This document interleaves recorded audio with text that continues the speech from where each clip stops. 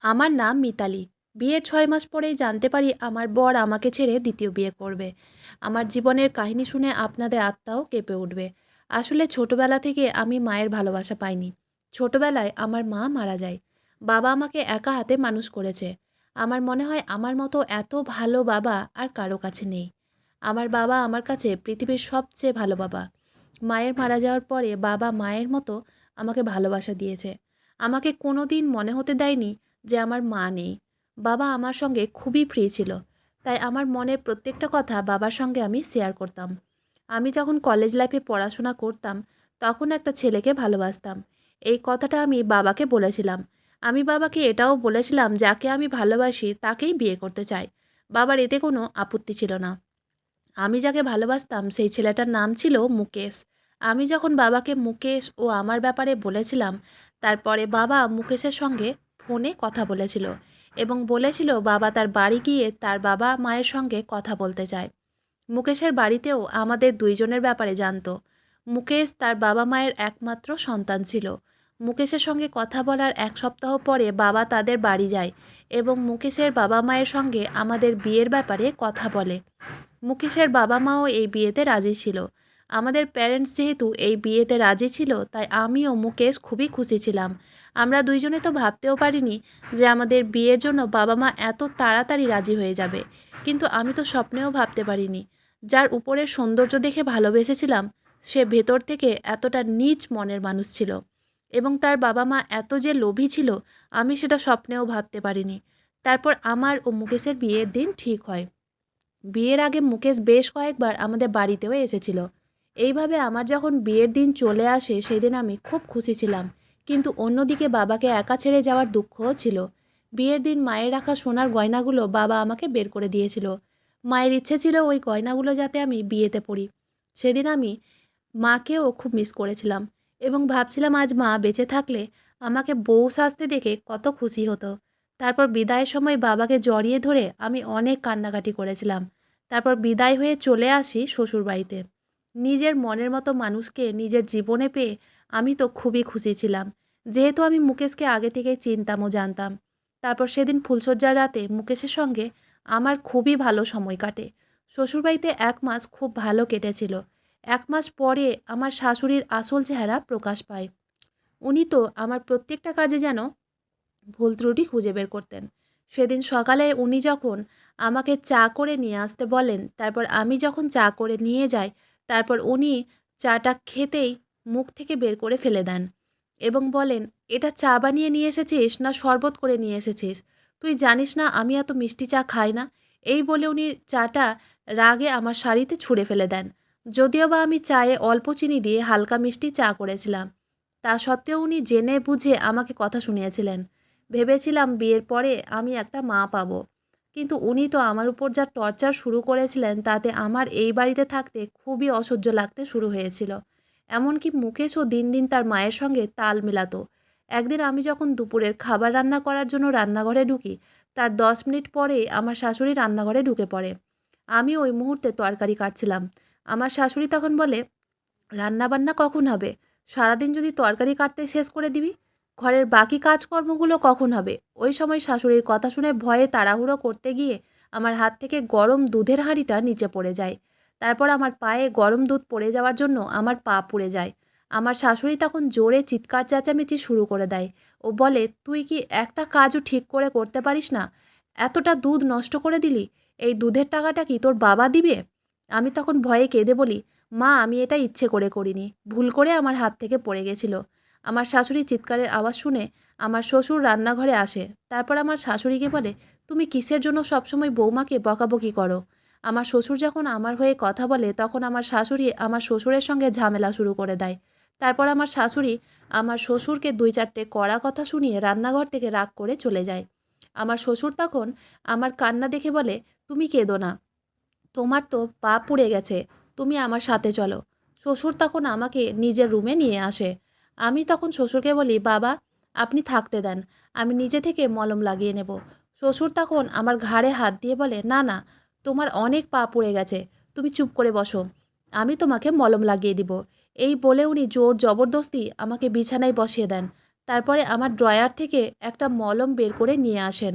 আমি শ্বশুরকে অনেক বারণ করি। তা সত্ত্বেও উনি আমার পায়ে মলম লাগাতে শুরু করেন। আমি তো বুঝতে পারছিলাম না এই বাড়ির সদস্যরা আমার থেকে কী চাইছিল। একদিকে আমার শাশুড়ি আমাকে আঘাত দিত, আর অন্যদিকে আমার শ্বশুর জোর জবরদস্তি আমার আঘাতে মলম লাগাতে আসতো। ভেবেছিলাম কমপক্ষে মুকেশ আমার মনের কথাটা বুঝবে, কিন্তু সেও তার মায়ের মতোই ছোটোখাটো ব্যাপারে আমাকে কথা শোনাতো। তারপর আমি এত অত্যাচার সহ্য করতে না পেরে বাধ্য হয়ে বিয়ের ৩ মাস পরে বাবার বাড়ি চলে আসি। বাড়ি আসার পরে বাবার মুখে আমি যা সত্যি কথা জানতে পারি, সেই কথাটা জানার পরে আমার পায়ের তলা থেকে যেন মাটি সরে যায়। আসলে আমার উপরে যখন শাশুড়ি টর্চার করতো, আমি এই কথাগুলো বাবাকে ফোন করে বলে দিয়েছিলাম। তাই বাবা আমার শ্বশুরবাড়ির লোকের ব্যাপারে সব কিছু জানতো। তারপর বাড়ি এসে বাবাকে আরও ভালো করে আমার শ্বশুরবাড়ির ব্যাপারে সব কথা বলে দিই, যে আমার কোনো দোষ না থাকা সত্ত্বেও শাশুড়ি কিভাবে আমার উপরে টর্চার করে। তারপর বাবা আমাকে যা বলেছিল সেটা শুনে তো আমার পায়ের তলা থেকে যেন মাটি সরে যায়। বাবা বলে মুকেশের সঙ্গে বিয়ের কথা করার জন্য যখন বাবা তাদের বাড়ি গেছিল, তখন মুকেশের মা ৫ লক্ষ টাকার ডিমান্ড করেছিল। বাবা আমাকে এই কথাটা বিয়ের আগে বলেনি, কারণ বাবা জানতো আমি বিয়ে করলে মুকেশকেই করব। আমার কথা ভেবে বাবা ৫ লক্ষ টাকা পণ দিতে রাজি হয়ে গেছিল। বিয়ের ১ মাস পরে যখন বাবা ৫ লক্ষ টাকা দিতে পারেনি, তখন আমার শাশুড়ি জেনে বুঝে আমার উপরে টর্চার করত, এবং প্রায় দিনই আমার বাবাকে শাশুড়ি ফোন করে হুমকি দিত যে তাড়াতাড়ি ওই ৫ লক্ষ টাকা দিতে না পারলে আমাকে বাড়ি থেকে ধাক্কা মেরে বের করে দিবে। এই কথাগুলো আমি বাবার বাড়ি আসার পরে জানতে পারি আমার শাশুড়ি আমার উপরে কেন অকারণে টর্চার করত। আমার বাবা সব কিছু জানতো। আমার কষ্ট হবে বলে এই কথাগুলো বাবা এতদিন লুকিয়ে রেখেছিল। বাবা ভেবেছিল চুপচাপ ৫ লক্ষ টাকা জোগাড় করে আমার শাশুড়িকে দিয়ে আসবে। কিন্তু তার আগেই বাধ্য হয়ে বাবা আমাকে সব সত্যি কথা বলে দেয়। বাবার মুখ থেকে এইসব কথা জানার পরে আমি কাঁদতে কাঁদতে বাবাকে জড়িয়ে ধরে বলি, বিয়ের আগে যদি তুমি আমাকে সব কথা বলতে, তাহলে আমি হয়তো মুকেশকে বিয়ে করতাম না। বাবা তখন বলে, আমি তোর খুশির জন্যই তোকে কোনো কিছুতে বাধা দিইনি এবং কোনো কিছু বলিনি। যেমন করে হোক আমি ৫ লক্ষ টাকার জোগাড় করব। তারপরে তোকে শ্বশুরবাড়ি পাঠাবো। আমি তখন বাবাকে বলি, কোনো দরকার নেই ৫ লক্ষ টাকার জোগাড় করার। কারণ মুকেশ যদি আমাকে সত্যিই মন থেকে ভালোবাসে, তাহলে সে নিজে থেকে আমাকে নিতে আসবে। আর যদি ও টাকাকে ভালোবাসে, তাহলে সে আমাকে নিতে আসবে না। ভেবেছিলাম ওই বাড়িতে আমি আর কোনো দিন ফিরে যাব না, যে বাড়ির লোক টাকা ছাড়া কিচ্ছু চেনে না। বাবার বাড়িতে ৩ মাস থাকার পরে বাবা খুবই কষ্ট করে আমার জন্য ৫ লক্ষ টাকার জোগাড় করেছিল, শুধুমাত্র আমার খুশির জন্য, যাতে আমি শ্বশুরবাড়িতে ভালো থাকতে পারি, যাতে আমার শাশুড়ি আমার উপরে কোনো রকম টর্চার না করে। ৫ লক্ষ টাকা জোগাড় করার পরে বাবা মুকেশের মাকে ফোন করে বলে মুকেশ যাতে আমাকে ও ৫ লক্ষ টাকা সঙ্গে করে নিয়ে যায়। ৫ লক্ষ টাকার কথা শুনে আমার শাশুড়ির তো খুশির ঠিকানা ছিল না। তারপর সেদিন বিকেলবেলায় মুকেশ আমাদের বাড়ি আসে। আমি এই ৩ মাস বাবার কাছে ছিলাম। এই ৩ মাসে মুকেশ আমাকে গুনে গুনে মাত্র ৮ থেকে ১০ বার ফোন করেছিল। সে ঠিকঠাকভাবে আমার খোঁজ খবরও নেয়নি। আমি বুঝতে পেরেছিলাম যে আমি একজন ভুল ব্যক্তিকে ভালোবেসে ফেলেছি, যে কিনা মানুষের থেকে টাকাকে বেশি ভালোবাসে। তারপর সেদিন সন্ধ্যাবেলায় মুকেশ আমাকে বাড়ি নিয়ে যায়। শ্বশুরবাড়ি যাওয়ার আগে বাবা মুকেশের হাত ধরে বলেছিল, দেখো বাবা, আমি আমার মেয়েকে অনেক যত্ন সহকারে মানুষ করেছি। আমি তাকে কোনো দিন কোনো কিছুর কষ্ট হতে দিইনি। তাই আমার মেয়ে যদি কোনো ভুল ত্রুটি করে থাকে, ওকে ক্ষমা করে দিবে। আমার মেয়েকে রক্ষা করার দায়িত্ব তোমার। তাই আমার মেয়ের একটু খেয়াল রাখবে। তোমার ভরসায় আমি আমার মেয়েকে তোমার বাড়িতে পাঠাচ্ছি। শ্বশুরবাড়ি যাওয়ার সময় বাবাকে দেখে আমার খুব কষ্ট হচ্ছিল। কারণ বাবার এই পৃথিবীতে আমার ছাড়া আর কেউ ছিল না। বাড়ি আসার পরে আমার শাশুড়ি যখন দেখে মুকেশের হাতে টাকার ব্যাগ আছে, তখন আমার শাশুড়ি খুশি খুশি মুকেশের হাত থেকে ব্যাগটা নিয়ে নেয়। তারপর আমাকে বলে, বৌমা তুমি নিজের রুমে গিয়ে আরাম করো। রুমে যাওয়ার সময় আমি শুনতে পাই শাশুড়ি মুকেশকে বলে, টাকাটা ভালো করে গুনে দেখেছিস তো? ৫ লক্ষ টাকা আছে তো? ছিঃ! আমি তো স্বপ্নেও ভাবতে পারিনি আমি যাকে নিজের লাইফ পার্টনার হিসাবে বেছে নিয়েছি, সে এবং তার বাড়ির লোক এতটা লোভী। সেদিন রাতের বেলা ৩ মাস পরে মুকেশ আমার কাছে এসেছিল। আমি যেহেতু মুকেশকে ভালোবাসতাম, তাই আমি কোনো কিছুতে বাধা দিইনি। সেদিন রাতে আমি মুকেশকে বলেছিলাম, তাকে কিছু জরুরি কথা বলতে চাই। সে তখন বলে, জরুরি কথা পরে বলবে। এখন আমি তোমার সঙ্গে সময় কাটাতে চাই। সেদিন রাতে মুকেশের মিষ্টি কথা শুনে আমি সবকিছু ভুলে গিয়ে তার সঙ্গে সময় কাটাই। তার পরের দিন সকালবেলা আমার শাশুড়ি সকাল ৭টার সময় দরজায় বাড়ি মারতে শুরু করে দেয়। আমি তাড়াতাড়ি বিছানা থেকে উঠে গিয়ে দরজা খুলি। শাশুড়ি তখন আমাকে বলে, "সকাল ৭টা বাজে, এখনও কি ঘুমিয়েই থাকবি? আমরা চা কখন পাবো?" শাশুড়ির কথা শুনে আমি মাথায় কাপড় দিয়ে বলি, "মা, আপনি বসেন, আমি এক্ষুনি চা করে নিয়ে আসছি।" তারপর আমি তাড়াতাড়ি মুখ হাত ধুয়ে ফ্রেশ হয়ে শ্বশুর ও শাশুড়ির জন্য চা করে নিয়ে যাই। ভেবেছিলাম ৫,০০,০০০ টাকা পাওয়ার পরে শাশুড়ি এবার হয়তো আমার সঙ্গে ভালো ব্যবহার করবে এবং আমাকে মেয়ের মতো ভালোবাসবে। কিন্তু এবার তো উনি আমার সঙ্গে যা করেছিলেন, ওটা আমি কোনোদিন ভুলতে পারব না। সেদিন সন্ধ্যাবেলায় যখন মুকেশ বাড়ি আসে, তাকে বলেছিলাম আমি তার বাচ্চার মা হতে চলেছি। আমি তো খুবই খুশি ছিলাম যে আমি এবার মা হতে চলেছি। মুকেশকে বলার পরে মুকেশও কথাটা শুনে খুশি ছিল।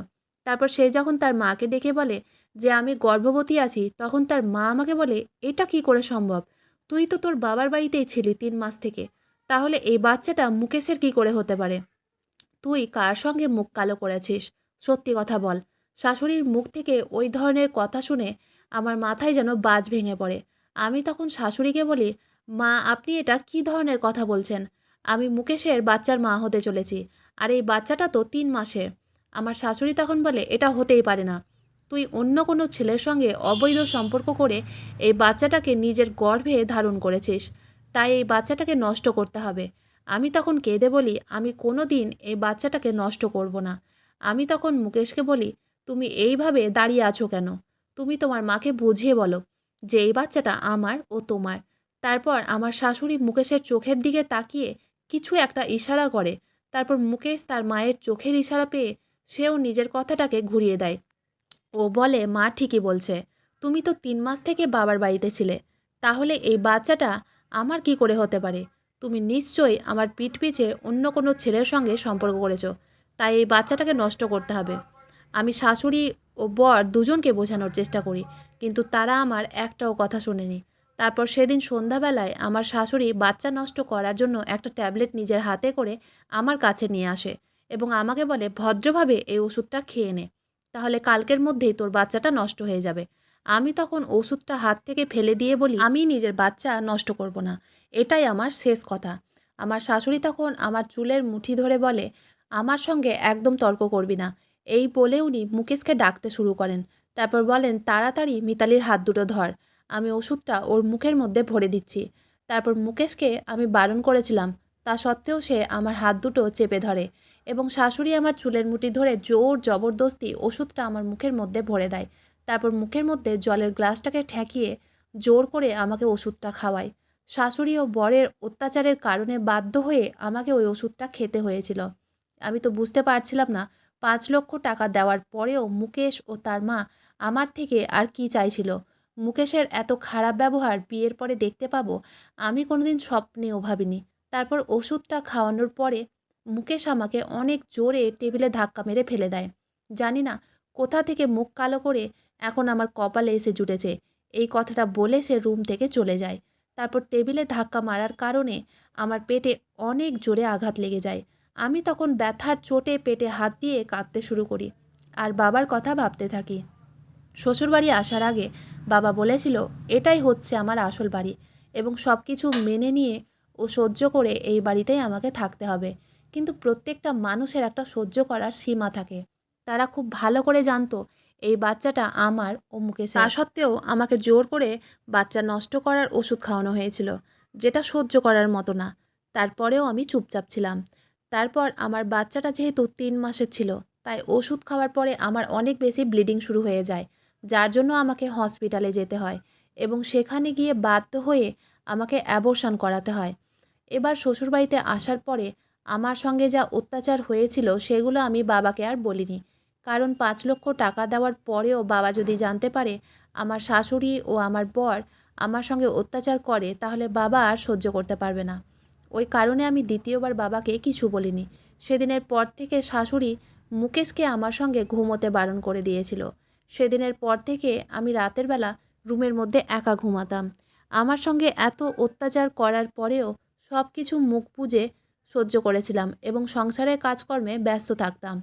আমি ভাবতেও পারিনি মুকেশ তার মায়ের প্রত্যেকটা মিথ্যে কথা মেনে আমার সঙ্গে ঝামেলা করবে। সেদিন আমি মুকেশকে জিজ্ঞেস করেছিলাম, তুমি তোমার মায়ের কথা শুনে আমাদের বাচ্চাটাকে কেন মেরে ফেলেছো? তুমি আমার সাথে এরকম অন্যায় কেন করলে? মুকেশ তখন বলে, তোমার যদি এই বাড়িতে থাকতে ভালো না লাগে, তাহলে তুমি তোমার বাবার বাড়ি চলে যেতে পারো। আর আমার সামনে এইসব ন্যাকা কান্না কেঁদে কোনো লাভ নেই। এই বলে সে রুম থেকে চলে যায়। এদিকে আমি যেহেতু রুমের মধ্যে একা থাকতাম, তাই আমার মনে হতো আমার শ্বশুর যেন লুকিয়ে লুকিয়ে দরজার ফাঁক দিয়ে আমাকে দেখার চেষ্টা করে। সেদিন শরীরটা একটু খারাপ থাকার জন্য দুপুরবেলা নিজের রুমে আমি শুয়েছিলাম। হঠাৎ করে দেখি আমার পিঠে কেউ যেন হাত বোলাচ্ছে। ভেবেছিলাম মুকেশ হয়তো আমার কাছে এসেছে। তারপর আমি মুখটাকে ঘুরিয়ে দেখি শ্বশুর আমার পাশে বসে আমার গায়ে হাত দেওয়ার চেষ্টা করছে। ভয় পেয়ে আমি বিছানায় উঠে বসি। তারপর জিজ্ঞেস করি, বাবা, আপনি এখানে কি করছেন? আপনার কি কিছু লাগবে? উনি তখন আমার হাত ধরে বলেন, আমি জানি তোমার অনেক কষ্ট। তোমার শাশুড়ি ও আমার ছেলে, ওরা দুইজন মিলে তোমার সঙ্গে খুব অত্যাচার করে। কিন্তু আমি তোমাকে অনেক ভালোবাসি। আমি তোমার সব কষ্ট দূর করে দেব।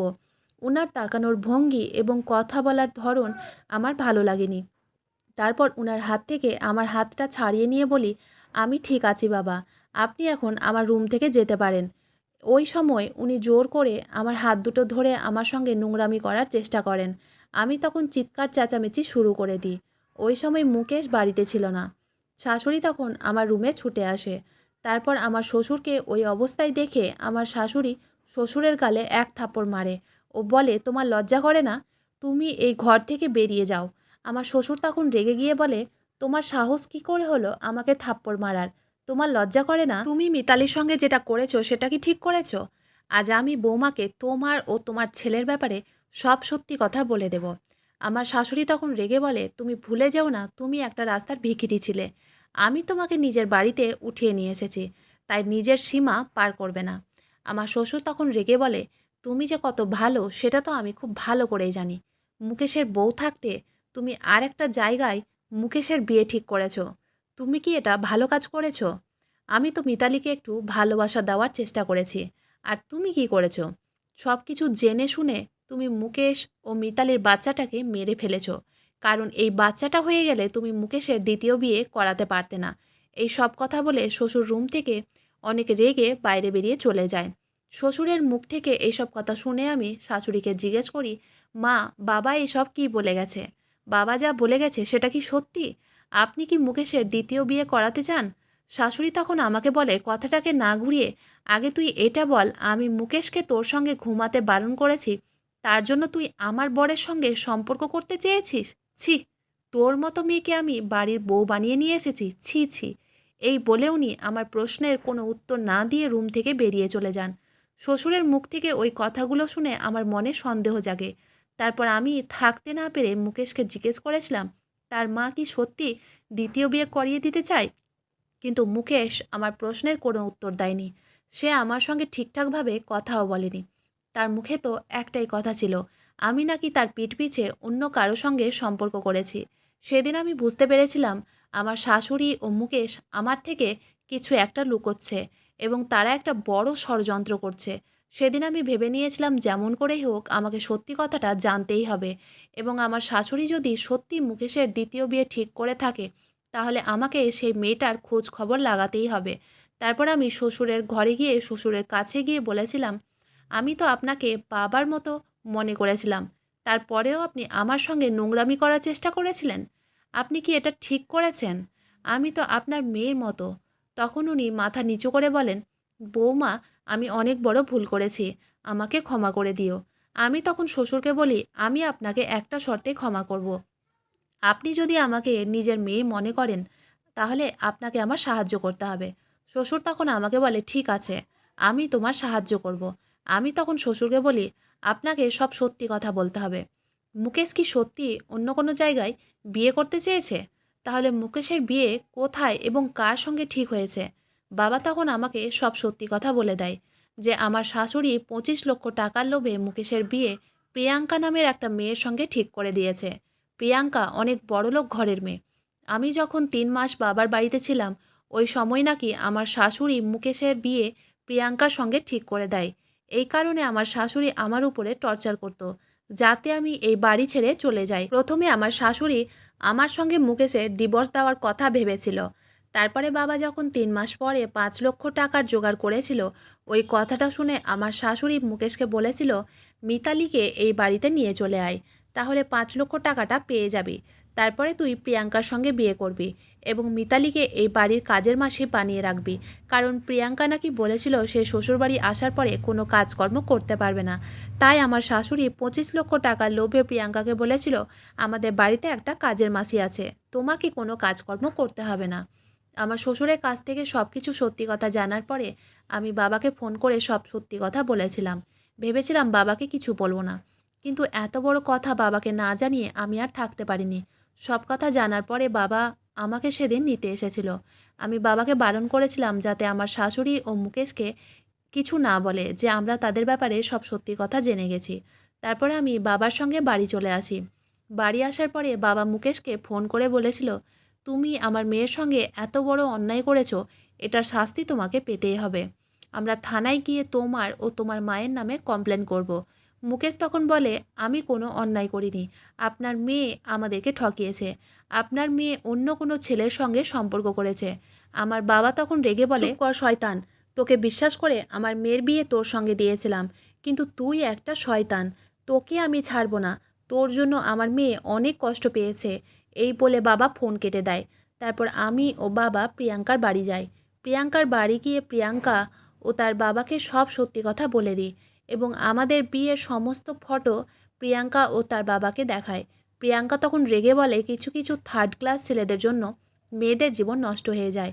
তারপর প্রিয়াঙ্কা বলে, তোমার সঙ্গে আমিও থানায় যাব, কারণ মুকেশের মতো ছেলেকে শাস্তি পাওয়া উচিত। তারপর থানায় গিয়ে মুকেশ ও তার মায়ের নামে কমপ্লেন করি এবং এটাও বলে যে আমার বাবার কষ্ট করা ৫ লক্ষ টাকা যাতে তারা ফেরত দেয়। তারপর থানায় যাওয়ার ১ সপ্তাহ পরে মুকেশ আমাকে ফোন করে বলে, মিতালি, আমি ভুল করেছি, তুমি আমার কাছে ফিরে চলে এসো, আমি তোমার সঙ্গে সংসার করতে চাই। মুকেশের কথা শুনে আমি তার উপরে বিশ্বাস করতে পারিনি, কারণ সে তার মায়ের কথা শুনে আমার উপর এত অত্যাচার করেছিল যে আমি আর দ্বিতীয়বার তার উপরে বিশ্বাস করতে পারিনি। কারণ আমি জানতাম তারা ৫ লক্ষ টাকা ফেরত না দেওয়ার জন্যই আমাকে আবার শ্বশুরবাড়িতে ডাকছে। কিন্তু আমি আর ফিরে যাইনি। আমি মুকেশকে ডিভোর্স দিয়েছিলাম। ওই ঘটনাটা হতে আজ ৪ বছর হয়ে গেছে। মাঝে মধ্যে মনে হয় কিছু কিছু মানুষ মনে করে বাড়ির বউরা হচ্ছে পুতুল, তাকে যে যেমনভাবে পারে সে সেরকমভাবে খেলতে চায়। বাড়ির বউরাও মানুষ হয়, তারাও কারো মেয়ে হয়, কারো বোন হয়, তাদেরকেও সম্মান দেওয়া উচিত। বাড়ির বউদেরও অধিকার আছে নিজের মতো করে বাঁচার। আমার মতে অন্যায় করা যেমন পাপ, ঠিক অন্যায় সহ্য করাও পাপ। তাই আমি এখন অসহায় মেয়েদের সাহায্য করি। আমি একটা এনজিওতে কাজ করি। অসহায় মেয়েদেরকে সাহায্য করে আমার মনে খুব শান্তি আসে। তাই আমি এখন সমাজসেবার কাজে নিযুক্ত আছি এবং ভাবছি সমাজসেবা করেই নিজের জীবনটা কাটিয়ে নেব। কারণ অন্যের ভালো করে মনে যা শান্তি আসে সেটা আর অন্য কোনো কাজে আসে না। বন্ধুরা, আজকের গল্পটা এখানেই শেষ করছি। গল্পতে কোনো ভুল ত্রুটি থাকলে ক্ষমা করে দিবেন। গল্পটি ভালো লাগলে অবশ্যই লাইক, শেয়ার, সাবস্ক্রাইব করতে ভুলবেন না। ধন্যবাদ।